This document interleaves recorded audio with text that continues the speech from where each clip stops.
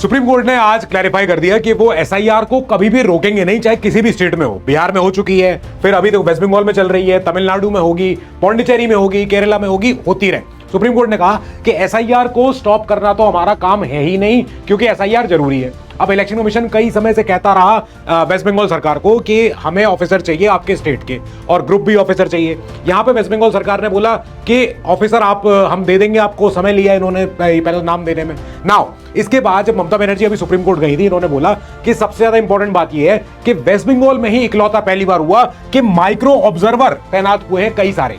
अब यहाँ पे इलेक्शन कमीशन कह रहा था कि साहब जब हमें आपने ग्रुप बी ऑफिसर दिए नहीं आपके स्टेट के, तो हमने फिर इनको तैनात किया। अब इसके बाद ममता बनर्जी का कहना था कि इसमें हमारे बीएलओ जो होते हैं कई सारे, उन पे ओवरवर्क हो गया है, हमारे वोटर डिलीट हो जाएंगे, ये सब हो जाएगा। नाउ इसके अराउंड सुप्रीम कोर्ट ने बोला कि जब हमने 4 फरवरी को ऑर्डर दे दिया था कि ममता बनर्जी सरकार आप इलेक्शन कमीशन को अपने ऑफिसर्स दीजिए, तो आपने 7 फरवरी को रात को 12 बजे मेल क्यों किया इलेक्शन कमीशन को कि हाँ सीआरटी के ऑफिसर दे देंगे। तो आपने जो डिले किया है उसकी वजह से आपको ही नुकसान हुआ है।